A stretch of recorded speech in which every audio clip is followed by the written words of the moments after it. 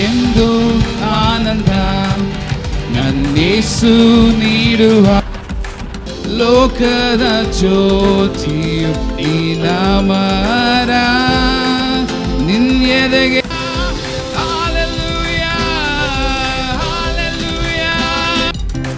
ಯೇಸುವೇ ಸ್ತೋತ್ರ, ನಿಮ್ಮನ್ನೇ ಆರಾಧಿಸ್ತೇವೆ.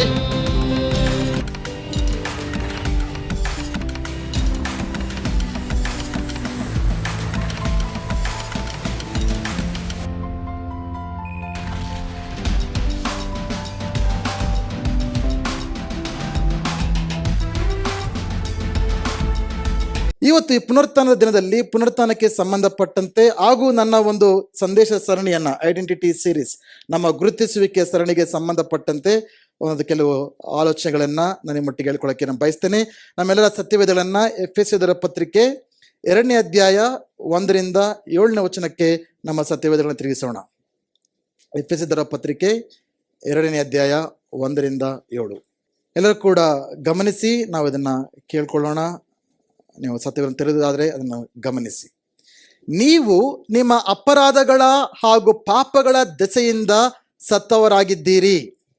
ಪೂರ್ವದಲ್ಲಿ ನೀವು ಇಹಲೋಕದ ಪದ್ಧತಿಗೆ ಅನುಸಾರವಾಗಿಯೂ ವಾಯುಮಂಡಲದಲ್ಲಿ ಅಧಿಕಾರ ನಡೆಸುವ ಅಧಿಪತಿಗೆ ಅಂದರೆ ಅವಿಧೇಯತೆಯ ಮಕ್ಕಳಲ್ಲಿ ಈಗ ಕೆಲಸ ನಡೆಸುವ ಆತ್ಮನಿಗನುಸಾರವಾಗಿ ಜೀವನ ನಡೆಸಿದ್ದೀರಿ. ನಾವೆಲ್ಲರೂ ಪೂರ್ವದಲ್ಲಿ ಅವರ ಹಾಗೆಯೇ ಇದ್ದೆವು. ಶರೀರ ಭಾವದ ಆಸೆಗಳಿಗೆ ಅಧೀನರಾಗಿ ಶಾರೀರಿಕ ಹಾಗೂ ಮಾನಸಿಕ ಇಚ್ಛೆಗಳನ್ನು ಈಡೇರಿಸುತ್ತಾ ಬಂದೆವು.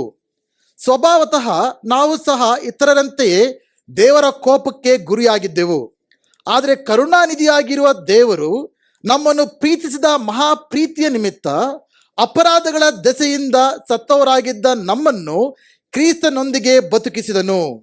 ಕೃಪೆಯಿಂದಲೇ ನೀವು ರಕ್ಷಣೆ ಹೊಂದಿದವರಾಗಿದ್ದೀರಿ. ಆತನು ಕ್ರಿಸ್ತ ಯೇಸುವಿನಲ್ಲಿ ನಮ್ಮೊಂದಿಗಿರುವ ದಯೆಯ ಮೂಲಕ ತನ್ನ ಅಪಾರವಾದ ಕೃಪಾತಿಶಯವನ್ನು ಮುಂದಿನ ಯುಗಗಳಲ್ಲಿ ನಮಗೆ ತೋರಿಸಬೇಕೆಂದು ಕ್ರಿಸ್ತ ಯೇಸುವಿನಲ್ಲಿರುವ ನಮ್ಮನ್ನು ಆತನೊಂದಿಗೆ ಎಬ್ಬಿಸಿ ಪರಲೋಕದಲ್ಲಿ ಯೇಸು ಕ್ರಿಸ್ತನೊಂದಿಗೆ ನಮ್ಮನ್ನು ಕೂರಿಸಿದ್ದಾನೆ. Hallelujah, hallelujah. ಈ ಪುನರುತ್ಥಾನದ ದಿನ ಆ ವಿಷಯವನ್ನು ನಾವು ಆಚರಿಸುವಂಥ ದಿನ. ಯೇಸು ಕ್ರಿಸ್ತನು ಮರಣವನ್ನ ಜಯಿಸಿ ಎದ್ದಂಥ ಒಂದು ವಿಷಯವನ್ನ ನಾವು ಆಚರಿಸ್ತಾ ಇದ್ದೇವೆ. ಆದರೆ 7ನೇ ವಚನವನ್ನ ನಾವು ಕೇರ್ಫುಲ್ ಆಗಿ ಅಬ್ಸರ್ವ್ ಮಾಡಿದ್ರೆ ಅದ್ರಲ್ಲಿ ಏನು ಬರ್ದಿದೆ ಅಂದ್ರೆ, ಯೇಸು ಕ್ರಿಸ್ತನು ಮಾತ್ರ ಸತ್ತವರಿಂದ ಎದ್ದಿಲ್ಲ, ಆದರೆ ಆತನ ಮೇಲೆ ನಂಬಿಕೆ ಇಟ್ಟಂತ ನಮ್ಮೆಲ್ಲರನ್ನು ಕೂಡ ಆತನ ಮರಣದಿಂದ ಎಬ್ಬಿಸಿ ಎಲ್ಲಿ ಕುಳಿಸಿದ್ದಾನೆ? ನಮ್ಮನ್ನ ಎಲ್ಲಿ ಕುಳಿಸಿದ್ದಾರೆ ದೇವರು? ನಮ್ಮನ್ನ ಪರಲೋಕದಲ್ಲಿ. ಎಲ್ಲರೂ ಕೂಡ ಮತ್ತೆ 7ನೇ ವಚನ ನಿಮ್ಗೆ ಅರ್ಥ ಆಗಿಲ್ಲ. ಮುಂದಿನ ಯುಗಗಳಲ್ಲಿ ನಮಗೆ ತೋರಿಸಬೇಕೆಂದು ಕ್ರಿಸ್ತ ಯೇಸುವಿನಲ್ಲಿ. ಎಷ್ಟು ಜನ ಕ್ರಿಸ್ತ ಯೇಸುವಿನಲ್ಲಿ ಇದ್ದೀರಾ ಇಲ್ಲಿ? ಅದನ್ನೇ ನಾವು ಒಂದು ಗುರುತಿಸುವಿಕೆಯ ಸರಣಿಯಲ್ಲಿ ಕಲಿತಾರೆ. ನಾವು ಎಲ್ಲಿದ್ದೇವೆ? ಎಲ್ಲರೂ ಕ್ರಿಸ್ತ ಯೇಸುವಿನಲ್ಲಿರುವ ನಮ್ಮನ್ನು ಆತನೊಂದಿಗೆ ಎಬ್ಬಿಸಿ. ಅಂದ್ರೆ ಯೇಸು ಕ್ರಿಸ್ತನ ಮಾತ್ರ ಎದ್ದಿಲ್ಲ. ಪುನರುತ್ಥಾನದ ದಿನದಂದು ಮರಣವನ್ನ ಜಯಿಸಿ ಯೇಸು ಕ್ರಿಸ್ತನು ಮಾತ್ರ ಎದ್ದಿಲ್ಲ. ಹಾಲೆಲೂಯ. ಆತನು ಹೊಂದಂತ ಮರಣ ನಮ್ಮದು. ಆತನು ಸಮಾಧಿಗೆ ಮಾಡಲ್ಪಟ್ಟಾಗ ನಾವು ಆತನೊಂದಿಗೆ ಸಮಾಧಿ ಮಾಡಲ್ಪಟ್ಟೆವು. ಆತನು ಸತ್ತವರಿಂದ ಎದ್ದಾಗ ನಾವು ಕೂಡ ಆತನೊಂದಿಗೆ ಎದ್ದಿದ್ದೇವೆ. ಹಾಲೆಲೂಯ. ಪ್ರಿಯರೇ, ಪುನರುತ್ಥಾನ ದಿನದಂದು ನಾವೆಲ್ಲರೂ ಕೂಡ ಅರ್ಥ ಮಾಡಿಕೊಳ್ಬೇಕು ವಿಷಯ ಏನಂದ್ರೆ, ಕ್ರಿಸ್ತ ಯೇಸುವಿನಲ್ಲಿ ಇರುವಂತ ನಾವು ಕೂಡ ಆತನೊಂದಿಗೆ ಎಬ್ಬಿಸಲ್ಪಟ್ಟಿದ್ದೇವೆ. ಬರೀ ಎಬ್ಬಿಸಲ್ಪಟ್ಟಿಲ್ಲ, ಎಲ್ಲಿದ್ದೇವೆ? ಪರಲೋಕದಲ್ಲಿ ಯೇಸು ಕ್ರಿಸ್ತನೊಂದಿಗೆ ನಮ್ಮನ್ನು ಕೂರಿಸಿದ್ದಾನೆ. Hallelujah, hallelujah. ಜೋರಾಗಿ ಚಪ್ಪಾಳೆ ತಡುತ್ತಾ ದೇವರ ನಾಮವನ್ನು ನಮ್ಮ ಪಡಿಸೋಣ.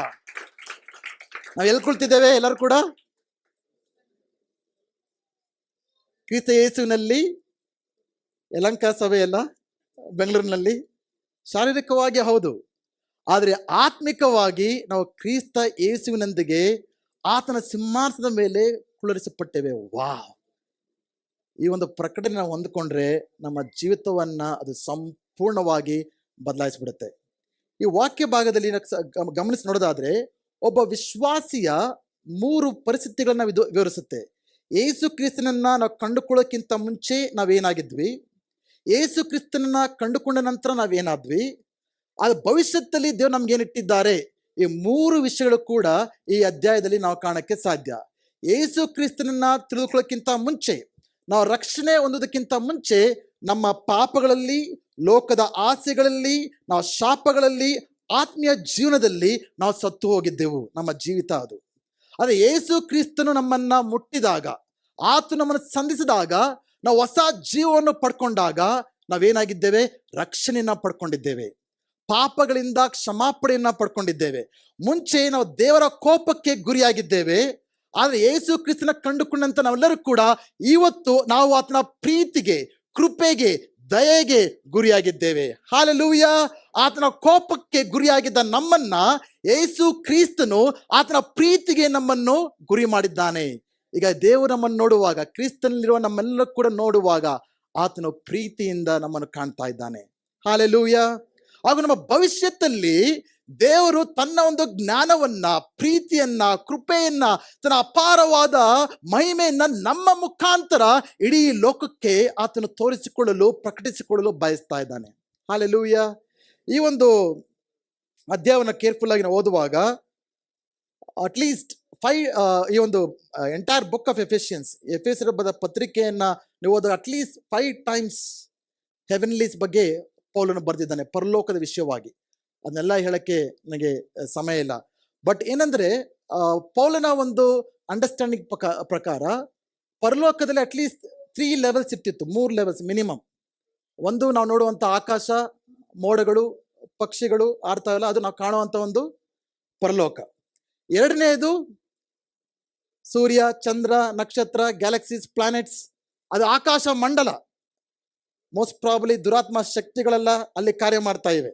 ಅಲ್ಲಿ ಮಾತ್ರ ಕಾರ್ಯ ಮಾಡ್ತಲ್ಲ ಅಲ್ಲ ಅಂತ ಹೇಳ್ತಾ ಇಲ್ಲ, ಅಲ್ಲಿ ಕಾರ್ಯ ಮಾಡ್ತವೆ. ವಿಶೇಷವಾಗಿ ಎಫೆಸದ ಬರೆದ ಪತ್ರಿಕೆ 6ನೇ ಅಧ್ಯಾಯ ಓದಿದ್ರೆ ನಿಮ್ಗೆ ಅರ್ಥ ಆಗುತ್ತೆ. 3ನೇ ಲೆವೆಲ್ ಅಲ್ಲಿ ನೋಡಿದಾಗ ಎಲ್ಲ ಅಧಿಕಾರಗಳಿಗಿಂತ ಮೇಲೆ, ಎಲ್ಲ ಸ್ಥಾನಗಳಿಗಿಂತ ಮೇಲೆ, ಎಲ್ಲ ಶಕ್ತಿಗಳಿಗಿಂತ ಮೇಲೆ 3ನೇ ಒಂದು ಪರಲೋಕದ ಭಾಗದಲ್ಲಿ ಯಾರಿದ್ದಾರೆ?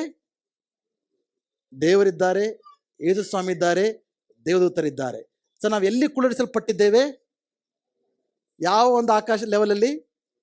ಎಲ್ಲ ಅಧಿಕಾರಿಗಳಿಗಿಂತ ಮೇಲೆ, ಎಲ್ಲ ಶಕ್ತಿಗಳಿಂತ ಮೇಲೆ, ಎಲ್ಲ ಈ ಲೋಕದ ಎಲ್ಲ ವಿಷಯಗಳಿಂತ ಮೇಲೆ ದೇವರು ನಮ್ಮನ್ನ ಕುಳ್ಳಿರಿಸಿದ್ದಾನೆ. ಪೌಲನು ಇದನ್ನ ಬರೀಕ್ಕೆ ಒಂದು ಕಾರಣ ಇದೆ.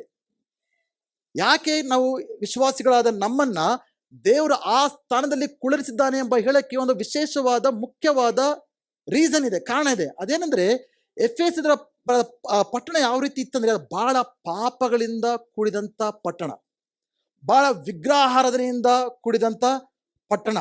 ಇನ್ಫ್ಯಾಕ್ಟ್ 1 ಆಫ್ ದ 7 ವಂಡರ್ಸ್, ಲೋಕದಲ್ಲಿ 7 ಅದ್ಭುತಗಳು ಅಂತ ಕರೀತಾ ಇದ್ರು ಆ ದಿನಗಳಲ್ಲಿ. ಅರ್ತಿಮೇಯ ಎಂಬ ದೇವತೆ ಒಂದು ದೇವಾಲಯ ಇತ್ತು, ಡಯಾನ ಎಂಬ ದೇವಾಲಯ ಇರ್ತಾ ಇತ್ತು.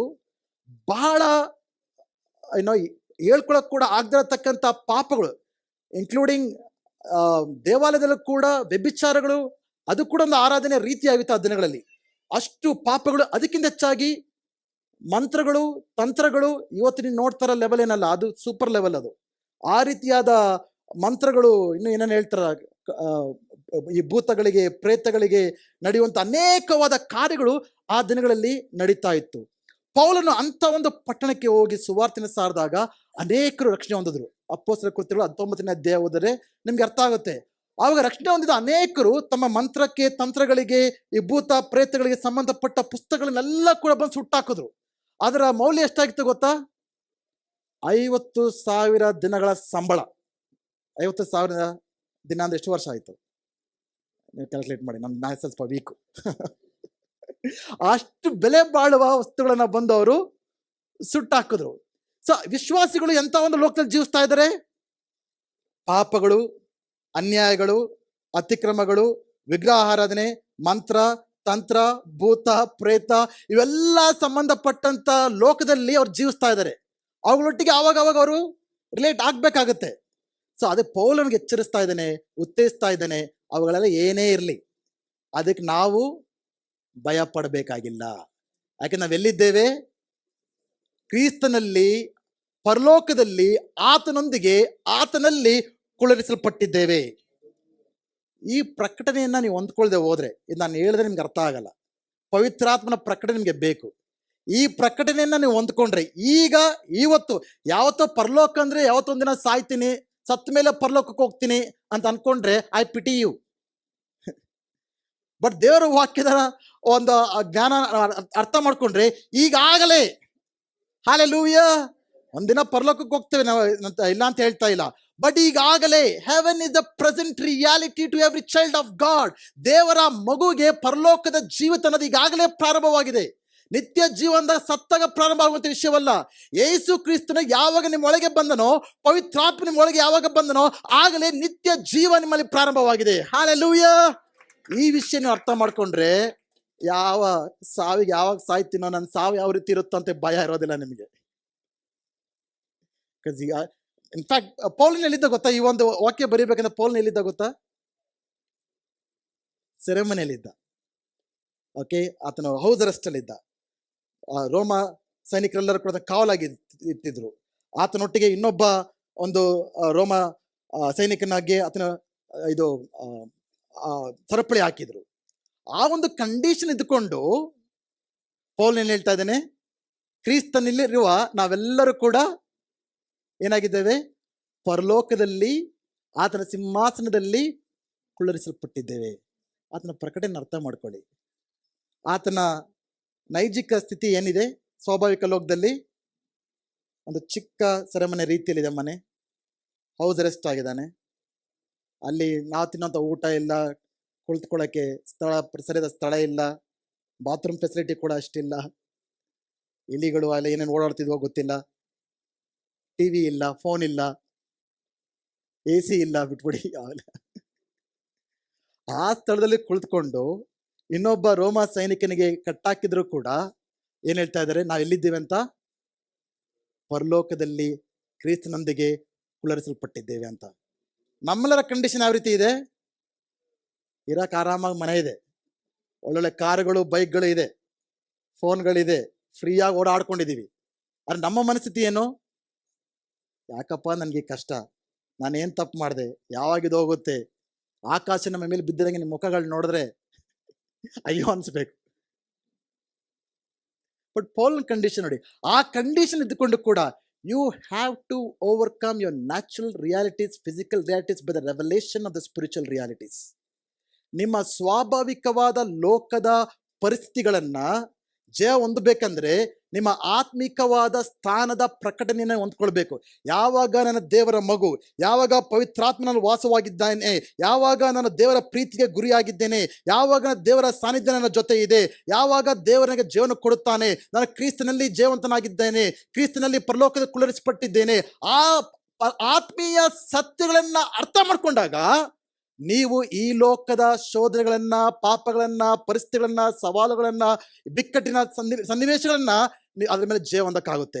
ನಿಮಗೆ ಆತ್ಮೀಕ ಲೋಕದ ಪ್ರಕಟಣೆ ಇಲ್ಲದೆ ಹೋದ್ರೆ, ವಾಕ್ಯದ ಪ್ರಕಟಣೆ ಇಲ್ಲದೆ ಹೋದ್ರೆ, ಪವಿತ್ರಾತ್ಮನ ಪ್ರಕಟಣೆ ಇಲ್ಲದೆ ಹೋದ್ರೆ, ಈ ಲೋಕದಲ್ಲಿ ನೀವು ಅನುಭವಿಸಿದ ಚಿಕ್ಕ ಚಿಕ್ಕ ಸಮಸ್ಯೆಗಳಿಗೆ ನೀವು ಸೋತೋಗ್ತೀರಾ, ಬಿದೋಗ್ತೀರಾ, ಚಿಂತೆಗೆ, ಗಾಬರಿಗೆ, ಭಯಕ್ಕೆ ಒಳಗೋಗ್ತೀರಾ. ಹಲ್ಲೆಲೂಯ. ಅದಕ್ಕೆ ನಾವು ಆತ್ಮೀಯ ಜೀವಿತದ ಪ್ರಕಟಣೆಯನ್ನ ನಾವು ಹೊಂದ್ಕೊಳ್ಬೇಕು. ಅಂಥವ್ರ ಮುಖಗಳು ಪ್ರಕಾಶವಾಗಿರ್ತವೆ, ನಗ್ನಗ್ತಾ ಇರುತ್ತವೆ, ಲೋಕನ ತಲೆ ಮೇಲೆ ಬಿದ್ದಂಗಿರಲ್ಲ. ಹಲ್ಲೆಲೂಯ. ಲೆಟ್ ಮಿ ಗೋ ಕ್ವಿಕ್ಲಿ. ಈಗ ಈ ನಾವು ಯೇಸುನೊಟ್ಟಿಗೆ ಕುಳ್ಳರಿಸಲ್ಪಟ್ಟಿದ್ದೇವೆ ಅಂದ್ರೆ ಅರ್ಥ ಏನು? I focus on that. Okay, ನಾವೆಲ್ಲರೂ ಕೂಡ ಏನಾಗಿದ್ದೇವೆ? ಎಲ್ಲಿ ಕುಳಿತಿದ್ದೇವೆ? ಸ್ವಲ್ಪ ಯಲಹಂಕ ಮರ್ತು ಬಿಡಿ, ನ್ಯೂ ಲೈಫ್ ಫೆಲೋಶಿಪ್ ಮರ್ತು ಬಿಡಿ. ಇವತ್ತು I will take you to third heaven. Okay, free tickets ಎಲ್ಲರೂ ಕೂಡ ದುಡ್ಡೇನು ಬೇಡ, ಟಿಕೆಟ್ ತಗೋಬೇಕಾಗಿಲ್ಲ. ಎಲ್ಲರೂ ಕೂಡ ಮೂರನೇ ಒಂದು ಪರಲೋಕದ ಭಾಗದಲ್ಲಿ ನಾವೆಲ್ಲ ಎಲ್ಕೊಳ್ತಿದ್ದೇವೆ. ಈ ಪುನರುತ್ಥಾನ ದಿನದಲ್ಲಿ ಯೇಸು ಕ್ರಿಸ್ತನ ಸತ್ತಿದ್ದು ನಿಜ, ಉಣಲ್ಪಟ್ಟಿದ್ದು ನಿಜ, ಪುನರುತ್ಥಾನ ಹೊಂದಿದ್ದು ನಿಜ, ಈಗಲೂ ಕೂಡ ಆತನು ಆಳ್ತಿರೋದು ನಿಜ. ಬಟ್ ಈ ಸತ್ಯ ಅರ್ಥ ಮಾಡ್ಕೊಳ್ದೆ ಹೋದ್ರೆ ಆತನು ಹೊಂದಿದ ಪುನರುತ್ಥಾನ ನಮ್ಮಲ್ಲಿ ಯಾವುದೇ ಕಾರ್ಯ ಮಾಡೋದಿಲ್ಲ. ಹಲ್ಲೆಲೂಯ. ಸೊ ಇವತ್ತಿನ ಅರ್ಥ ಮಾಡ್ಕೊಳ್ಳೋಣ. ಆತನೊಟ್ಟಿಗೆ ಕುಳ್ಳರಿಸಲ್ಪಡುವುದಂದ್ರೆ ಏನು? ಓಕೆ, ಮೊದಲನೇದು ಕುಳಿತುಕೊಳ್ಳುವಂಥದ್ದು ಏನು ತೋರಿಸ್ತದೆ ಅಂದ್ರೆ it's a position of rest. ಕುಳಿತುಕೊಳ್ಳೋದನ್ನ ಏನು ಸೂಚಿಸುತ್ತೆ?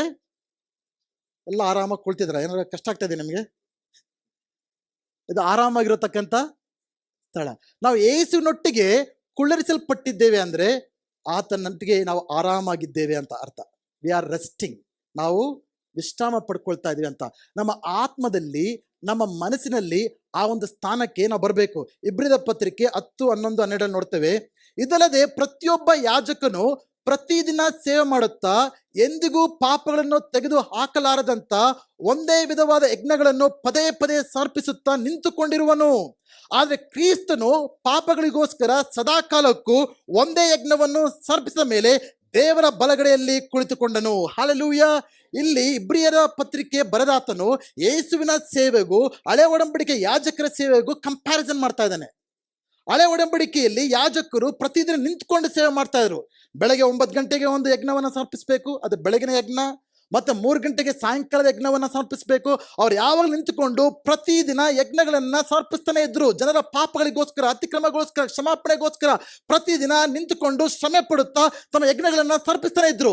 ಆದ್ರೆ ಯೇಸು ಕ್ರಿಸ್ತನು ಮಹಾಯಾಜಕನಾಗಿ ಬಂದಾಗ ಆದ್ರೆ ಒಂದೇ ಪರಿಪೂರ್ಣವಾದ ಯಜ್ಞವನ್ನು ಸಮರ್ಪಿಸಿ ಮುಗಿಸಿ ಅದೇನ್ ಮಾಡಿದ್ದಾನೆ? ಈಗ ಕುಳಿತುಕೊಂಡಿದ್ದಾನೆ, ನಿಂತ್ಕೊಂಡಿಲ್ಲ.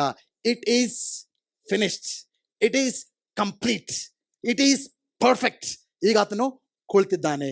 ಅಂದ್ರೆ ಅರ್ಥ ಏನಂದ್ರೆ, ನಾವು ಇನ್ನು ರಕ್ಷಣೆ ಪಡೆದಕ್ಕೋಸ್ಕರ ಹೋರಾಡಬೇಕಾಗಿಲ್ಲ. ದೇವರ ಕ್ಷಮಾಪಣೆ ಪಡೆದಕ್ಕೋಸ್ಕರ ನಾವೇನು ಕಾರ್ಯ ಮಾಡಬೇಕಾಗಿಲ್ಲ. ದೇವರ ರಕ್ಷಣೆ ಪಡ್ಕೊಳ್ಳೋದಕ್ಕೆ ನಮ್ಮ ಸ್ವಂತವಾಗಿ ನಾವೇನು ಕಾರ್ಯಗಳು ಮಾಡಬೇಕಾಗಿಲ್ಲ. ಆತನ ಪ್ರೀತಿಯನ್ನ, ಆತನ ಕೃಪೆಯನ್ನ, ಆತನ ದಯೆಯನ್ನ, ಆತನ ಸಾನ್ನಿಧ್ಯವನ್ನ ಅನುಭವಿಸೋದಕ್ಕೆ ನಾವು ಶ್ರಮೆ ಪಡಬೇಕಾಗಿಲ್ಲ. Just relax and receive it. ನಿಮಗೇನ್ ಮಾಡಬೇಕು? ಕುಳಿತುಕೊಂಡು ಆರಾಮಾಗಿ ದೇವರು ಉಚಿತವಾಗಿ ಕೊಟ್ಟಿರತಕ್ಕಂಥ ವಿಷಯಗಳನ್ನ ಆರಾಮಾಗಿ ಸ್ವೀಕರಿಸಿ. ಹಲ್ಲೆಲೂಯ. ನಾವು ಆ ರೆಸ್ಟಿಂಗ್ ಪೊಸಿಷನ್ ಬರಬೇಕು. ನಾವು ಕುಳಿಸಲ್ಪಟ್ಟಿದ್ದೇವೆ ಅಂದ್ರೆ you don't have to strive for it anymore. ದೇವರ ಪ್ರೀತಿಯನ್ನ ಸಂಪಾದಿಸ್ಕೊಳ್ಳೋದಕ್ಕೆ, ದೇವರ ಆಶೀರ್ವಾದ ಸಂಪಾದಿಸ್ಕೊಳ್ಳೋದಕ್ಕೆ, ದೇವರನ್ನ ಪಡ್ಕೊಳ್ಳೋಕೆ ನೀವು ಏನೋ ಶ್ರಮೆ ಪಡಬೇಕಾಗಿಲ್ಲ. ನಂಬೇಕು. ಪಡ್ಕೊಂಡ ಮೇಲೆ ಬೇರೆ ಕಾರ್ಯಗಳಿವೆ. ಬಟ್ ಫಸ್ಟ್ ಪಡ್ಕೊಳ್ಬೇಕಂದ್ರೆ ನಾವೇನ್ ಮಾಡಬೇಕು? We have to rest. Hallelujah. ಆದಾಮನ ಮೊದಲನೇ ದಿನ ಏನಾಗಿತ್ತು ಗೊತ್ತಾ? ಆದಾಮನ ಮೊದಲನೇ ದಿನ ಎಂಥ ದಿನ ಗೊತ್ತಾ? ಯಾವತ್ತು ದೇವರು ಆದಾಮನ ಸೃಷ್ಟಿ ಮಾಡಿದ್ದು? ಆ 7 ದಿನದಲ್ಲಿ 6ನೇ ದಿನ. 6ನೇ ದಿನ ಬೇರೆ ವಿಷಯಗಳನ್ನು ಕೂಡ ದೇವರು ಸೃಷ್ಟಿ ಮಾಡಿದ್ರು. ಏನು ವಿಷಯಗಳನ್ನ ಸೃಷ್ಟಿ ಮಾಡಿದ್ರು ಗೊತ್ತಾ? ಪ್ರಾಣಿಗಳನ್ನೆಲ್ಲ ಸೃಷ್ಟಿ ಮಾಡಿದ್ರು. ಇವು ಕೂಡ ಹೌದು, ಅವಳನ್ನು ಕೂಡ. ಬಟ್ ಆ ಒಂದು ಅಧ್ಯಾಯವನ್ನು ಕೇರ್ಫುಲ್ ಆಗಿ ಓದಿದ್ರೆ 6ನೇ ದಿನದ ಕೊನೆಯ ಭಾಗದಲ್ಲಿ ದೇವರು ಆದಾಮನನ್ನ ಸೃಷ್ಟಿ ಮಾಡಿರ್ಬೋದು. ಇಬ್ರಿಯರಿಗೆ ದಿನ ಪ್ರಾರಂಭವಾಗೋದು ಯಾವಾಗ ಗೊತ್ತಾ? ಇಸ್ರಾಯೇಲರಿಗೆ ಬೆಳಗಿನ ಜಾವ ಸೂರ್ಯ ಉದಯ ಆದಾಗಲ್ಲ, ಅವರ ಸಂಜೆ ವೇಳೆ 6 ಗಂಟೆ ಸೂರ್ಯ ಅಸ್ತಮಯವಾದಾಗ ಆವಾಗ ಅವ್ರ ದಿನ ಪ್ರಾರಂಭ ಆಗುತ್ತಿತ್ತು. ಸಂಜೆ 6 ಗಂಟೆಯಿಂದ ನೆಕ್ಸ್ಟ್ ಸಂಜೆ 6 ಗಂಟೆವರೆಗೂ ಅವರ ಒಂದು ಕ್ಯಾಲ್ಕುಲೇಷನ್ ಒನ್ ಡೇಗೆ. ಸೊ 6ನೇ ದಿನ ಕೊನೆಯ ಭಾಗದಲ್ಲಿ ದೇವರು ಆದಾಮನನ್ನ ಸೃಷ್ಟಿ ಮಾಡಿದ್ರು ಅಂತ ನಾವು ಅನ್ಕೊಳ್ಳೋದಾದ್ರೆ, 7ನೇ ದಿನ ಬಂದು ಆದಾಮನ ಎಷ್ಟನೇ ದಿನ? ಅದು ಮೊದಲನೇ ದಿನ. ಆ ಮೊದಲನೇ ದಿನ ಎಂಥ ದಿನ ಆಗಿತ್ತು? ರೆಸ್ಟ್. ಆದಾಮನ ಮೊದಲನೇ ದಿನ ಯಾವ ರೀತಿ ಪ್ರಾರಂಭ ಆಯಿತು? ರೆಸ್ಟ್. First rest. ಯೋಚನೆ ಮಾಡಿ ನೋಡಿ, ಆತನು ಆದಾಮನನ್ನ ದೇವರು ಮಣ್ಣಿನಿಂದ ಸೃಷ್ಟಿ ಮಾಡಿ ಆತನ ಮೇಲೆ ಜೀವ ಶ್ವಾಸ ಊದಿದಾಗ ಎದ್ದಾಗ ಆ ದೇವರ ಒಂದು ಸೃಷ್ಟಿ ನೋಡಿದಾಗ ಅದು ಫೀಲಿಂಗ್ ಏನಿರ್ಬೋದು ಅಂತ ಯೋಚನೆ ಮಾಡಿ ನೋಡಿ. ಓಕೆ. ಬಟ್ ಫಸ್ಟ್ ದಿನ ದೇವರೆಲ್ಲ ಗೋ ಟು ವರ್ಕ್ ಅನ್ಲಿಲ್ಲ, ಕೆಲಸ ಮಾಡಕ್ ಹೋಗಿ ಅಂತ.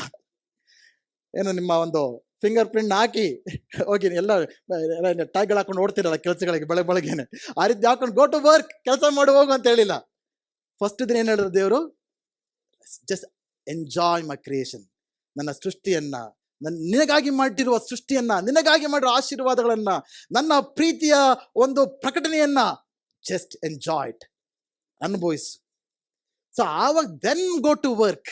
So our day should begin with rest. So ನಮ್ಮ ಆತ್ಮೀಯ ಜೀವನದಲ್ಲಿ ಪ್ರತಿಯೊಂದು ಕೂಡ ಯಾವ್ದ್ರಿಂದ ಪ್ರಾರಂಭ ಆಗಬೇಕು?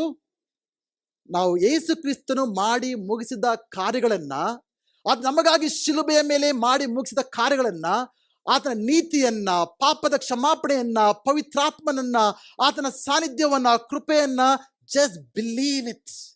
ರೆಸ್ಟ್. ಕಷ್ಟನ ರೆಸ್ಟ್ ಮಾಡೋದು? ಎಷ್ಟು ಜನ ಕಷ್ಟ ರೆಸ್ಟ್ ಮಾಡಕ್ಕೆ? ಇದಕ್ಕೆಲ್ಲ ಏನ್ ಬೇಕು? ನಂಬೇಕಷ್ಟೇ. ಆವಾಗ ಮಾತ್ರ, ಯಾವಾಗ from the resting place you need to serve. ನಾವು ದೇವರಿಗೆ ಪ್ರಾರ್ಥನೆ ಮಾಡಿದ್ರು, ಆರಾಧನೆ ಮಾಡಿದ್ರು, ಸೇವೆ ಮಾಡಿದ್ರು, ಏನೋ ಸಂಪಾದಿಸ್ಕೊಳ್ಳೋಕ್ಕೆ, ಏನೋ ಪಡ್ಕೊಳ್ಳೋಕ್ಕೆ, ಮೆಚ್ಚಿಸೋದಕ್ಕೆ ಮಾಡೋ ಅವಶ್ಯಕತೆ ಇಲ್ಲ. ನಾವು ಪ್ರೀತಿಸಲ್ಪಟ್ಟಿದ್ದೇವೆ, ಮೆಚ್ಚಿಸಲ್ಪಟ್ಟಿದ್ದೇವೆ. ಆ ಒಂದು ನಂಬಿಕೆಯಿಂದ ನಾವು ಏನೇ ಮಾಡಿದ್ರು ಕೂಡ ಇಟ್ ವಿಲ್ ಬಿ ಡಿಲೈಟ್ಫುಲ್. ಆನಂದದಿಂದ ನಾವು ಮಾಡೋಕ್ಕೆ ಸಾಧ್ಯ. ಹಾಲೆಲೂಯ. ಎರಡನೇ ವಿಷಯ, ಕುಳಿತುಕೊಳ್ಳೋದಂದ್ರೆ ಏನು? ಮೊದಲನೇದು ಕುಳಿತುಕೊಳ್ಳೋದಂದ್ರೆ ಏನು? ಅದು ವಿಶ್ರಾಮವನ್ನ ಸೂಚಿಸುವಂತ ವಿಷಯ. We are resting. ಎರಡನೇದು it's a place of honour. ನಾವೊಂದು ಸಾಮಾನ್ಯವಾದ ಸ್ಥಳದಲ್ಲಿ ಕುಳಿತುಕೊಂಡಿಲ್ಲ. ನಾವೆಲ್ಲಿ ಕುಳಿತಿರೋದು? ಪರಲೋಕದಲ್ಲಿ ಕ್ರಿಸ್ತನೊಟ್ಟಿಗೆ. It's a place of honour. ಗೌರವದಿಂದ ಕೂಡಿರತಕ್ಕಂಥ ಸ್ಥಾನ ಅದು. ಈ ಲೋಕದಲ್ಲಿ ಕೂಡ ಒಂದು ಪ್ರೈಮ್ ಮಿನಿಸ್ಟರ್ ಆಗಲಿ, ದೊಡ್ಡ VVIP ಆಗಲಿ, ಒಂದು ಗ್ರ್ಯಾಂಡ್ ಪಾರ್ಟಿಯನ್ನು ಹಾಕಿದ್ರೆ ಅಲ್ಲಿ ಪ್ರತಿಯೊಬ್ಬರು ಈ ರೀತಿ ಹಿಂಗೆ ಬಂದು ಹಂಗೆ ಕೂತ್ಕೊಳ್ಳೋಕ್ಕಾಗೋದಿಲ್ಲ. ಓಕೆ, ಇಲ್ಲೆಲ್ಲ ನೀವು ಅಶ್ರಿಂಗ್ ಎಷ್ಟು ಜನ ಮಾತ್ರ ಕೇಳಲ್ಲ. ನೀವು ನಿಮಗೆ ಎಲ್ಲಿ ಬೇಕಲ್ಲೇ ಕೂತ್ಕೊಳ್ಳೋಕೆ ಬರ್ತೀರಾ. ಅಲ್ಲೆಲ್ಲ ಆ ರೀತಿ ಇರೋದಿಲ್ಲ. ಅಲ್ಲಿ ಪ್ರತಿಯೊಬ್ಬ ಸೀಟ್ಗೂ ಅವ್ರವ್ರ ಹೆಸರುಗಳಿರ್ತವೆ. ಅಲ್ಲೇ ಹೋಗೋರು ಕುಳಿತುಕೊಳ್ಬೇಕು. ಅವ್ರು ಎಲ್ಲಿ ಕುಳಿತುಕೊಳ್ತಾರೋ ಅದು ಅವರ ಸ್ಥಾನವನ್ನು ಸೂಚಿಸುವಂಥ ವಿಷಯ. ಓಕೆ, ಸೊ ನಾವು ಪರಲೋಕದಲ್ಲಿ ಕುಳ್ಳಿರಿಸಲ್ಪಟ್ಟಿದ್ದೇವೆ ಅಂದರೆ ಅದು ಎಂಥ ಒಂದು, ಈ ಲೋಕದ ಎಲ್ಲ ಒಂದು ಕಾರ್ಯಕ್ರಮಗಳಿಗಿಂತ, ಆಚರಣೆಗಳಿಗಿಂತ ಅದು ವಿಶೇಷವಾದ ಆಚರಣೆ. ಅಂಥ ಒಂದು ಸ್ಥಾನದಲ್ಲಿ ನಮ್ಮೆಲ್ಲರನ್ನು ಕೂಡ ಆತನ VVIP ಆಗಿ ಟ್ರೀಟ್ ಮಾಡ್ತಾ ಇದ್ದಾರೆ. ಹಾಲೆಲೂಯ. ಅದು ಗೌರವದಿಂದ ಕೂಡಿರತಕ್ಕಂಥ ಸ್ಥಾನ. ಅದನ್ನೇ ರಾಜರ ಪಕ್ಕ ಯಾರಂದ್ರೆ ಕೂತ್ಕೊಳ್ಳೋಕೆ ಆಗ್ತಾ ಇರಲಿಲ್ಲ. ಯಾವುದು ಅರಸನ ಮುಂದೆ ಯಾರೋ ಸೆಕ್ಯೂರಿಟಿ ಕೆಲಸ ಮಾಡಲ್ಲ ಕೂತ್ಕೊಳ್ಳೋಕ್ಕಾಗತ್ತಾ? ಅರಸನ ಸಿಂಹಾಸನದ ಪಕ್ಕದಲ್ಲಿ ಆಗತ್ತಾ? ಸೊ ಆದರೆ ನಮ್ಮನ್ನು ಎಲ್ಲಿ ಕೂರಿಸಿದ್ದಾರೆ? ಯೇಸು ಕ್ರಿಸ್ತ ತನ್ನಲ್ಲಿ, ತನ್ನ ಸಿಂಹಾಸನದಲ್ಲಿ ಬಲಗಡೆಯಲ್ಲಿ ಕುಳ್ಳಿರಿಸಿದ್ದಾನೆ. It's a place of honour. ಎಷ್ಟು ಜನ ಈ ಲೋಕದಲ್ಲಿ ನೀವು ಗೌರವ ಬೇಕಂತ ಬಯಸ್ತೀರಾ? ಲೋಕದಲ್ಲಿ ನಿಮ್ಗೆ ಗೌರವ ಜನರು ಯಾವ ಆಧಾರದ ಮೇಲೆ ಕೊಡ್ತಾರೆ? ಈ ಲೋಕದಲ್ಲಿ ಜನರು ನಿಮ್ಗೆ ಗೌರವ ನೀಡೋದಂದ್ರೆ ಏನರ ಮೇಲೆ? ಎಷ್ಟು ಓದಿದ್ದೀರಾ, ಎಂಥ ಮನೇಲಿದ್ದೀರಾ, ಕಾರು ಬೈಕು, ಯಾವ ಬ್ರ್ಯಾಂಡು, ಯಾವ ಮಾಡಲು, ಅವೆಲ್ಲವನ್ನು ನೋಡಿ ಜನರು ನಿಮಗೆ ಗೌರವ ಕೊಡ್ತಾರೆ. ಆ ಗೌರವ ಕೊಟ್ಟರು ಕೂಡ ಇಟ್ ವಾಂಟ್ ಬಿ ಪರ್ಮನೆಂಟ್. ಕೆಲವು ದಿನಗಳು ಕೊಡ್ಬೋದು ಅಷ್ಟೇ. ಅದರಿಂದ ಸಿಗೋ ಗೌರವನ ನೀವು ಓಡ್ತಾ ಇದ್ರೆ ನಿಮ್ಮ ಜೀವನದಲ್ಲಿ ಎಂದಿಗೂ ಕೂಡ ನಿಜವಾದ ಗೌರವವನ್ನು ಪಡ್ಕೊಳ್ಳೋಕ್ಕೆ ಸಾಧ್ಯನೇ ಇಲ್ಲ. ಪ್ರತಿಯೊಬ್ಬರು ಕೂಡ, ಈ ಲೋಕದಲ್ಲಿ ಹುಟ್ಟಿರೋ ಪ್ರತಿಯೊಬ್ಬರು ಕೂಡ ನಾನು ಗೌರವಿಸಲ್ಪಡಬೇಕು ಎಂಬ ಅಗತ್ಯ ಎಲ್ಲರಲ್ಲೂ ಕೂಡ ಇದೆ. It's natural, it's normal. ಪ್ರತಿಯೊಬ್ಬರು ಕೂಡ ನಾನು ಗೌರವಿಸಲ್ಪಡಬೇಕು ಅನ್ನೋ ಒಂದು ನೀಡಿದೆ. ಇದೆಯಾ ನಿಮಗೆ? ಎಲ್ಲರೂ ಕೂಡ ಜನರನ್ನು ಗೌರವಿಸ್ಬೇಕಂತ ಭಾವನೆ ಇದೆಯಾ? ಇಲ್ವಾ? ಯಾರು ಸರಿಯಾಗಿ ಮಾತಾಡ್ಸಿದ್ರೆ ಗೊತ್ತಾಗುತ್ತೆ ಎಷ್ಟು ನಿಮಗೆ ಆ ಒಂದು ಭಾವನೆ ಇದೆಯಾ ಇಲ್ವಾ ಅಂತ. ಓಕೆ, ಅದ್ರಲ್ಲಿ ತಪ್ಪೇನಿಲ್ಲ. But we are looking for honour in the wrong places. ನಾವು ತಪ್ಪಾದ ಸ್ಥಳದ ಜನರಿಂದ, ಲೋಕದಿಂದ ಗೌರವವನ್ನು ಸಂಪಾದಿಸ್ಕೊಳ್ಳೋಕ್ಕೆ ಓಡ್ತಾ ಇದ್ದೇವೆ. That will not be permanent. ಅದು ತಾತ್ಕಾಲಿಕ. ಓಕೆ, ಅದಕ್ಕೋಸ್ಕರ ನಾವು ಜನರ ಗೌರವಕ್ಕೋಸ್ಕರ ಕಷ್ಟಪಡಬೇಕಾಗಿಲ್ಲ. ಬಟ್ ಯಾವಾಗ ನಾನು ದೇವರಿಂದ ಗೌರವಿಸಲ್ಪಟ್ಟಿದ್ದೇನೆ, ಒಂದು ವಿಶೇಷವಾದ ಸ್ಥಾನವನ್ನು ದೇವರು ನನಗೆ ಕೊಟ್ಟಿದ್ದಾರೆ, ಐ ಆಮ್ ಆಲ್ರೆಡಿ ಆನರ್ಡ್, ನಾನು ಗೌರವಿಸಲ್ಪಟ್ಟಿದ್ದೇನೆ, ಆಗಲೇ ನಾನೇನೋ ಮಾಡಬೇಕಾಗಿಲ್ಲ. ಅದಕ್ಕೆ ನಾನು ದೇವರ ಮಗು ಆಗಿರೋದ್ರಿಂದ, ಕ್ರಿಸ್ತನಲ್ಲಿ ನಾನು ಇರುವುದರಿಂದ, ಕ್ರಿಸ್ತನಲ್ಲಿ ನಾನು ಎಬ್ಬಿಸಲ್ಪಟ್ಟಿರೋದ್ರಿಂದ ಐ ಆಮ್ ಆಲ್ರೆಡಿ ಆನರ್ಡ್. ಅಂದರೆ ಈ ಲೋಕದ ಆನರ್ಗಳಿಗೆ ನೀವು ಓಡೋಲ್ಲ. ಯಾರು ನಿಮ್ಮನ್ನು ಆನರ್ ಕೊಟ್ಟಿಲ್ಲ ಅಂದ್ರೂ ಕೂಡ ನಿಮ್ಗೆ ಬೇಜಾರಾಗಲ್ಲ. ಅಲ್ಲಿ ಹೋದೆ, ಯಾರು ಸರಿಯಾಗಿ ಮಾತಾಡ್ಸಿಲ್ಲ, ನನ್ನ ಬಗ್ಗೆ ಯಾರು ಬಂದು ನೋಡಿಲ್ಲ, ವಿಚಾರಿಸ್ಕೊಳ್ಳಿಲ್ಲ, ಆ ಫೀಲಿಂಗ್ಸೇ ಬರಲ್ಲ. Because you already are honoured. Hallelujah. ನಾವು ದೇವರಿಂದ ಈ ಒಂದು ಗೌರವವನ್ನು ಆಲ್ರೆಡಿ ಪಡ್ಕೊಂಡಿದ್ದೇವೆ. ಆ ಒಂದು ಭಾವನೆಗೆ ಅಂತ ಒಂದು ಮಹಿಮೆಯ ಸ್ಥಾನವನ್ನು, ಇಟ್ಸ್ ಮೈಂಡ್ ಬ್ಲೋಯಿಂಗ್. ಇದು ಅರ್ಥ ಮಾಡಿದ್ರೆ ನಿಮಗೆ, ಇದನ್ನ ದೇವರ ಸತ್ಯಗಳನ್ನು ಅರ್ಥ ಮಾಡ್ಕೊಂಡವರು will not have any expectations in this world. ದೇವರ ಸತ್ಯಗಳನ್ನು ಅರ್ಥ ಮಾಡ್ಕೊಂಡ್ರೆ ಲೋಕದ ಜನರಿಂದ, ಲೋಕದವರಿಂದ ಯಾವುದೇ ಒಂದು ಎದುರು ನೋಡುವಿಕೆ ಇರೋದಿಲ್ಲ. You will walk confident. I am honoured, I am loved, ದೇವನೊಟ್ಟಿಗಿದ್ದೇನೆ, ಆ ಒಂದು ಭಾವನೆ.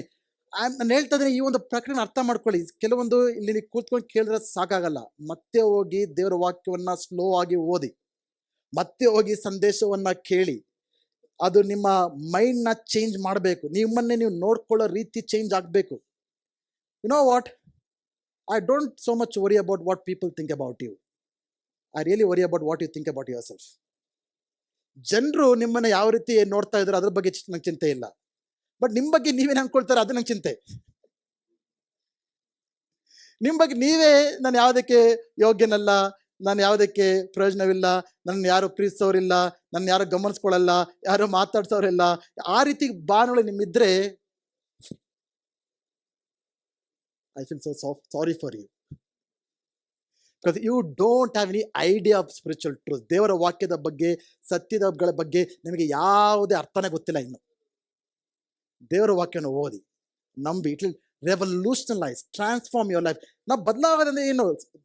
ಕ್ರೈಸ್ತವ ಜೀವನ ಭಾನುವಾರ ಬಂದು ಹಾಡಿ ಹೋಗೋದಲ್ಲ, ಅದೆಲ್ಲ ಒಳ್ಳೆಯದು. ಬಟ್ ದೇವರ ವಾಕ್ಯದ ಸತ್ಯಗಳ ಅರ್ಥ ಮಾಡಿಕೊಂಡು ಆ ವಾಕ್ಯಗಳನ್ನು ಯೋಚನೆ ಮಾಡೋ ರೀತಿ ಬದಲಾಯಿಸಬೇಕು, ಜನರನ್ನು ನೋಡೋ ರೀತಿ ಬದಲಾಯಿಸಬೇಕು, ಲೋಕದೊಟ್ಟಿಗೆ ವ್ಯವಹರಿಸೋ ರೀತಿ ಬದಲಾಯಿಸಬೇಕು, ನಾವು ನಡೆಯೋ ರೀತಿ, ಮಾತಾಡೋ ರೀತಿ, ನಮ್ಮ ನಡೆ ನುಡಿ ಎಲ್ಲವೂ ಕೂಡ ಬದಲಾವಣೆಯನ್ನ ತರುವಂತ ಶಕ್ತಿಯಲ್ಲಿದೆ ದೇವರ ವಾಕ್ಯದಲ್ಲಿ. So we are honoured. ಎಲ್ಲಿದ್ದೀರಾ ನೀವೆಲ್ಲರೂ ಕೂಡ? ಗೌರವಿಸಲ್ಪಟ್ಟಂತ ಸ್ಥಾನದಲ್ಲಿದ್ದೀರಾ. ದೇವರು ಎಂತ ಒಂದು ದೇವರ ಕೃಪೆ ನೋಡಿ. ಪಾಪದಲ್ಲಿದ್ದಂಥ ನಮ್ಮನ್ನ, ಕಡು ಪಾಪಗಳಲ್ಲಿ ಪ್ರಯೋಜನಕ್ಕೆ ಬಾರದೆ ಎಲ್ಲೋ ಇದ್ದಂಥ ನಮ್ಮನ್ನ ಸುಮ್ಮನೆ ಎಬ್ಬಿಸಿ ತನ್ನ ಮಕ್ಕಳಾಗಿ ಮಾಡ್ಕೊಂಡಿಲ್ಲ. ಎಬ್ಬಿಸಿ ನಮ್ಮನ್ನು ಎಲ್ಲಿ ಕುಳ್ಳಿರಿಸಿದ್ದಾರೆ? ಯೇಸು ಕ್ರಿಸ್ತನಲ್ಲಿ, ಆತನೊಂದಿಗೆ ಪರಲೋಕದಲ್ಲಿ ಆತನನ್ನ ಕುಳ್ಳಿರಿಸಿದ್ದಾನೆ. ಹಾಲೆಲೂಯಾ. ಮೂರನೇದು, it's a position of power and authority. Yesu ಕ್ರಿಸ್ತನಲ್ಲಿ ನಾವು ಕುಳ್ಳಿರಿಸಲ್ಪಟ್ಟಿದ್ದೇವೆ ಅಂದ್ರೆ ಅದೇನು ಸೂಚಿಸುತ್ತೆ? ಅದು ಅಧಿಕಾರವುಳ್ಳ ಸ್ಥಾನ, ಶಕ್ತಿ ಮತ್ತು ಅಧಿಕಾರವುಳ್ಳ ಸ್ಥಾನ. ಹಾಲೆಲೂಯಾ. ನಾನು ಈಗಾಗಲೇ ಹೇಳಿದ ಹಾಗೆ ಎಫೆಸದ ಪಟ್ಟಣದಲ್ಲಿ ಬಹಳ ಮಂತ್ರಗಳು ನಡೀತಾ ಇತ್ತು, ತಂತ್ರಗಳು, ಭೂತ ಪ್ರೇತಗಳಿಗೆ ಸಂಬಂಧಪಟ್ಟಂತ ಅನೇಕ ಕಾರ್ಯಗಳು ನಡೀತಾ ಇದ್ವು. ಓಕೆ, ಇವತ್ತು ನಡೀತಾ ಇವೆ, ಜಾಸ್ತಿ ಆಗ್ತಾ ಇವೆ ಆಕ್ಚುಲಿ. ಓಕೆ, ಬಟ್ ಪೌಲನು ಏನು ಹೇಳ್ತಾನೆ ದೇವರ ಜನರಿಗೆ, ವಿಶ್ವಾಸಿಗಳಿಗೆ? ನೀವು ಅದಕ್ಕೆ ಭಯಪಡೋ ಅಗತ್ಯ ಇಲ್ಲ.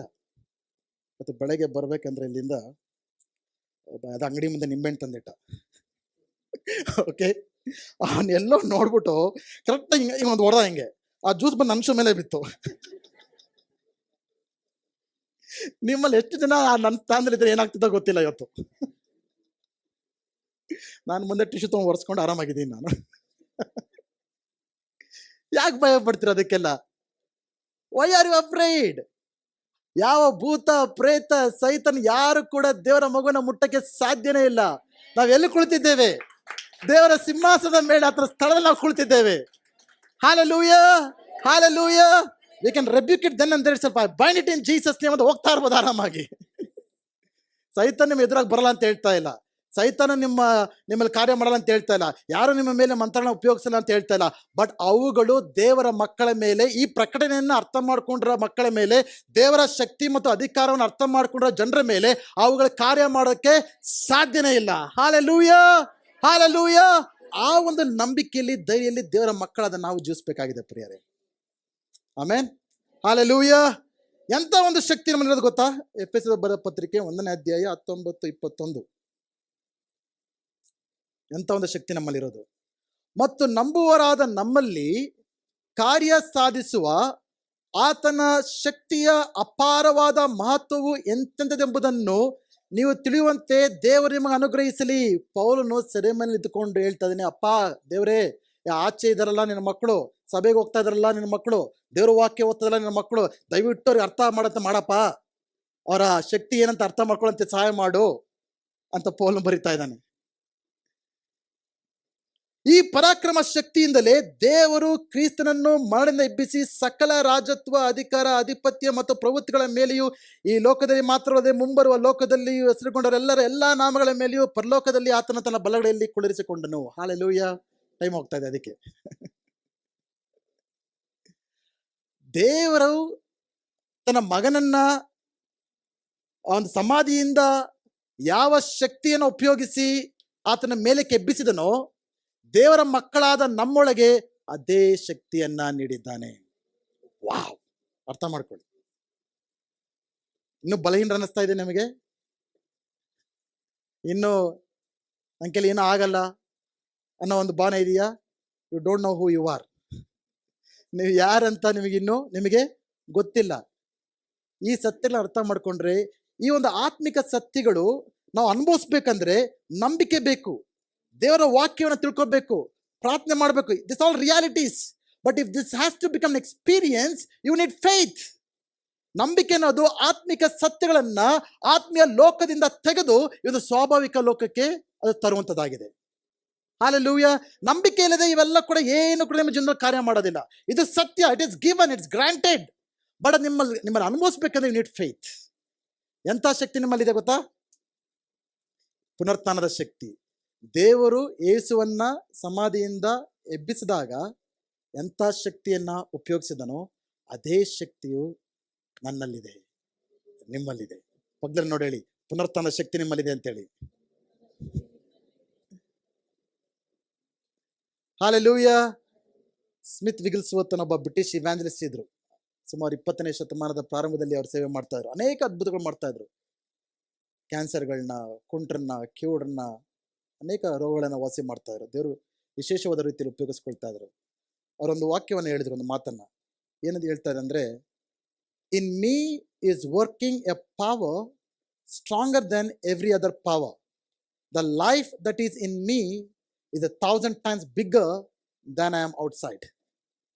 ಅದು ಏನು ಹೇಳ್ತಾರೆ ಅಂದ್ರೆ, ನನ್ನ ಒಳಗೆ ಕಾರ್ಯ ಮಾಡ್ತಿರತಕ್ಕಂಥ ಶಕ್ತಿ ಅದು ಬಹಳ ದೊಡ್ಡ ಶಕ್ತಿ. ನನ್ನ ಹೊರಗಿರಿಗಿಂತ 1000 ಪಟ್ಟು ಜಾಸ್ತಿ ಆಗಿದ್ದೇನೆ. ನಾವೆಲ್ಲ ನೋಡಕ್ಕೆ ಒಂದು 5.5 ಅಡಿ 6 ಅಡಿ 70 kg 65 kg ಎಷ್ಟು kg ಗೊತ್ತಿಲ್ಲ, ನೀವೆಲ್ಲ ಅಷ್ಟಾಗಿ ನಾವು ಇರ್ಬೋದು. ಬಟ್ ಇನ್ ನಸ್, ಒಳಗೆ ಅಪಾರವಾದ ಶಕ್ತಿ ನಮ್ಮೊಳಗಿದೆ. ಹಾಲೆಲೂಯ. ಅದು ಪವಿತ್ರಾತ್ಮನ ಶಕ್ತಿ, ಅದು ಪುನರುತ್ಥಾನದ ಶಕ್ತಿ, ಅದು ದೇವರ ಮಹಿಮೆಯ ಶಕ್ತಿ. ಅದನ್ನ ಅರ್ಥ ಮಾಡ್ಕೊಂಡು ಪ್ರತಿದಿನ ಕರ್ತನೆ ನನ್ನಲ್ಲಿರುವ ಶಕ್ತಿಗೋಸ್ಕರ ಸ್ತೋತ್ರ, ನಾನು ಎಲ್ಲವನ್ನು ಕೂಡ ಮಾಡಕ್ಕೆ ಸಾಧ್ಯ ಅಂತ ಯಾವಾಗ ಅದನ್ನ ಅರಿಕೆ ಮಾಡಿ ನಂಬುತ್ತೇವೋ ಈ ಒಂದು ಕಾರ್ಯಗಳು ನಮ್ಮಲ್ಲಿ ನಡೀತವೆ. So what are we learning today? ನಾವೇನು ಕಲಿತಾ ಇದ್ದೇವೆ? ಇದು ಪುನರುತ್ಥಾನದ ದಿನದಂದು ನಾವೆಲ್ಲರೂ ಕೂಡ ಅರ್ಥ ಮಾಡ್ಕೊಳ್ಬೇಕಾದ ವಿಷಯ ಏನಂದ್ರೆ, ಇವತ್ತು ಯೇಸು ಕ್ರಿಸ್ತನ ಮಾತ್ರ ಪುನರುತ್ಥಾನ ಹೊಂದಿಲ್ಲ. That is awesome, that is great. ಅದು ನಡೆದಿಲ್ಲ ಅಂದ್ರೆ ನಾವು ಇವತ್ತು ಏನೇ ಮಾಡಿದ್ರು ಕೂಡ ಅದಕ್ಕೆ ಅರ್ಥ ಇಲ್ಲ. ಬಟ್ ಯೇಸು ಕ್ರಿಸ್ತನ ಮಾತ್ರ ಪುನರುತ್ಥಾನ ಹೊಂದಿಲ್ಲ. ಸೊ ಇವತ್ತೆಲ್ಲ ಪುನರುತ್ಥಾನದ ಹಬ್ಬವನ್ನು ಆಚರಿಸ್ಕೊಳ್ಳೋಕೆ ಬಂದರೆ ನೀವೆಲ್ಲರೂ ಕೂಡ, ನಾನು ಅನ್ಕೊಂಡೆ ಯಾರು ಈ ಹಬ್ಬದ ಬಗ್ಗೆ ಅಷ್ಟು ಕೇರ್ ಮಾಡಲ್ಲ, ಆಚರಿಸೋದಿಲ್ಲ. ನನಗೆ ಕ್ರಿಸ್ಮಸ್ ಒಂದೇ, ಈಸ್ಟರ್ ಒಂದೇ, ನನಗೇನು ತಲೆ ಹಾಕೊಳ್ಳೋ ಹೆಚ್ಚು ನಾನು. ಓಕೆ. ಬಟ್ ಇಲ್ಲಿ ಬಂದಾಗ ಅನೇಕರು ಆ ಒಂದು ಹಬ್ಬದ ಒಂದು ವಾತಾವರಣ ಕಾಣಿಸ್ತೇವೆ. ಬೆಳಗ್ಗೆ ನಮ್ಗೆ ಬಂದಾಗ ಕೆಲವು ಪಾಪ ಹೊಸ ಬಟ್ಟೆಗಳು ಕೂಡ ಹಾಕೊಂಡಿದ್ದೀರಿ ಅನ್ಸುತ್ತೆ. ಅಲ್ಲ, ಒಂದು ಸ್ವಲ್ಪ ಬೇಗ, ಸುಮಾರು ಜನ ಬೇಗ ಕೂಡ ಬಂದ್ಬಿಟ್ಟಿದ್ರಿ. ಅದು ಪುನರುತ್ಥಾನ ದಿನ ಮಾತ್ರ ಅಲ್ಲ, ಪ್ರತಿ ಭಾನುವಾರ ಇರಬೇಕು ಅದು. So I got a feeling of celebration. ಓಕೆಲ್ಲ, ಪುನರುತ್ಥಾನದ ಒಂದು ಸೆಲೆಬ್ರೇಷನ್ ನನಗೆ I felt that. Hallelujah. But ಇವತ್ತು ಬಂದಿದ್ದು ಕೇವಲ ಯೇಸು ಕ್ರಿಸ್ತನ ಪುನರುತ್ಥಾನ ಹೊಂದ್ರು ಅಂತ ಅನ್ಕೊಂಡು ಹೋಗ್ಬೇಡಿ. ಇವತ್ತು ಹೋಗ್ಬೇಕಂದ್ರೆ ನಾನು ಕೂಡ ಕ್ರಿಸ್ತನಲ್ಲಿ ಪುನರುತ್ಥಾನ ಹೊಂದಿದ್ದೇನೆ ಅನ್ನೋ ಒಂದು ಭಾವನೆಯಲ್ಲಿ ಹೋಗೋದಾದ್ರೆ today is a great day. Hallelujah, hallelujah. ಏನ್ ಹೇಳ್ತಾರೆ? We are seated in Christ in the heavenly places with him. Hallelujah. ಕ್ರಿಸ್ತನಲ್ಲಿ ಏನಾಗಿದ್ದೇವೆ? ನಾವು ಪರಲೋಕದಲ್ಲಿ ಆತನೊಟ್ಟಿಗೆ ಕುಳ್ಳರಿಸಲ್ಪಟ್ಟಿದ್ದೇವೆ. It's a position of rest. ನಾವೆಲ್ಲ ಕೂಡ ಏನು ದೇವರ ವಿಷಯ ಪಡ್ಕೊಳ್ಳೋಕೆ ಏನು ಕೂಡ ನಾವು ಶ್ರಮೆ ಪಡಬೇಕಾಗಿಲ್ಲ. ನಂಬಿಕೆಯಿಂದ receive it by faith. Hallelujah. It's a position of honour. ಈ ಲೋಕದಲ್ಲಿ ಎಷ್ಟು ಜನ ನಿಮಗೆ ಗೌರವ ಕೊಡ್ತಾರೋ ಗೊತ್ತಿಲ್ಲ, ಅದಕ್ಕೋಸ್ಕರ ಶ್ರಮೆ ಪಡಬೇಡಿ. Okay. But receive the honour comes from the Lord. In fact ನನ್ನ ಪರ್ಸನಲ್ ಲೈಫಲ್ಲಿ ಒಬ್ಬ ಪಾಸ್ಟ್ ಆಗಿರೋದ್ರಿಂದ ಚರ್ಚಲ್ಲಿ ನೀವೆಲ್ಲ ನಂಗೆ ಗೌರವ ಕೊಡ್ಬೋದು ಪಾಸ್ಟರ್ ಅಂತ. I am really blessed. ನೀವೆಲ್ಲರೂ ತೋರಿಸುವಂಥ ಗೌರವ ಪ್ರೀತಿ ನನಗೆ ತುಂಬ, it makes me good, feel good. I don't deserve it. ಅದರ ಒಂದು ಯೋಗ್ಯತೆ ನನಗಿಲ್ಲ ಅಂತ ಅನೇಕ ಸಲ ಅಂದ್ಕೊಳ್ತೇನೆ ನಾನು. ಬಟ್ ಆಚೆ ಹೋದರೆ ಆ ಗೌರವ ನನಗೆ ಸಿಗುತ್ತಾ? Maybe they may give respect to you. ನಿಮ್ಮ ಕೆಲಸಗಳನ್ನು ನೋಡಿ ಜನರು ನನಗಿಂತ ಹೆಚ್ಚಾಗಿ ನಿಮ್ಮನ್ನು ಗೌರವಿಸ್ಬೋದು. ಬಟ್ ನಾನು ಆಚೆ ಕಾಲಿಟ್ಟರೆ ನನಗೆ ಅಷ್ಟು ಗೌರವ ಇಲ್ಲ. ಯಾರಾದರೂ ಏನು ಮಾಡ್ತಾ ಇದೆಯಾ ಅಂತ ಕೇಳಿದ್ರೆ I take lot of time, ಏನು ಹೇಳೋದಪ್ಪ ಅಂತ.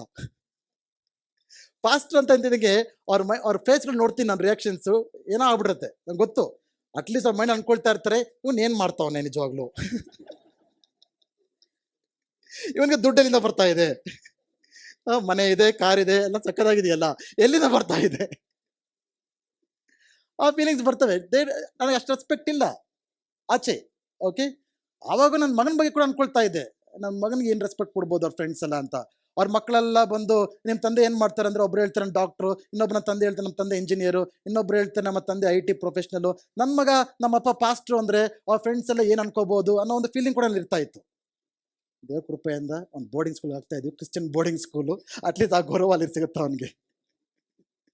ಬಟ್ ಇದು ನನಗೆ ಮಾತ್ರ ಅಲ್ಲ, ಡೇ ಬೈ ಡೇ ಪ್ರತಿಯೊಬ್ಬರು ಕೂಡ ಈ ಲೋಕದಲ್ಲಿ ನಾವು ಕ್ರೈಸ್ತವರು ಅಂತ ಹೇಳ್ಕೊಂಡಾಗ ಅಷ್ಟು ಗೌರವ ಕಡಿಮೆ ಆಗೋ ದಿನಗಳನ್ನು ಜೀವಿಸ್ತಾ ಇದ್ದೇವೆ.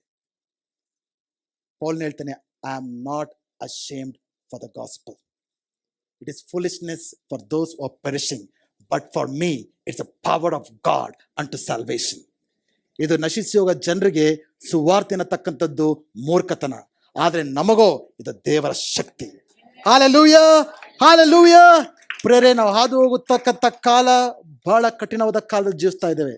ಕ್ರೈಸ್ತರು ಅಂತ ಹೇಳ್ಕೊಂಡಾಗ ಅಷ್ಟು ಗೌರವ ಮರ್ಯಾದೆ ಸಿಗದಿರತಕ್ಕಂಥ ಕಾಲದಲ್ಲಿ ನಾವು ಜೀವಿಸ್ತಾ ಇದ್ದೇವೆ. ಆದರೂ ಕೂಡ ಅದನ್ನ ಹೆಮ್ಮೆಯಿಂದ ಹೇಳ್ಕೊಂಡು ಯೇಸುವಿನ ಮಹಿಮೆಗಾಗಿ ಸಾಕ್ಷಿಗಳಾಗಿ ಜೀವಿಸುವ ಸವಾಲನ್ನ ನೀವು ತೆಗೆದುಕೊಳ್ತೀರಾ ಅನ್ನೋದೇ ಪ್ರಶ್ನೆ. ನಾವು ಕ್ರಿಸ್ತ ಯೇಸುನೊಟ್ಟಿಗೆ ನಾವು ಕುಳ್ಳಿಸಲ್ಪಟ್ಟಿದ್ದೇವೆ.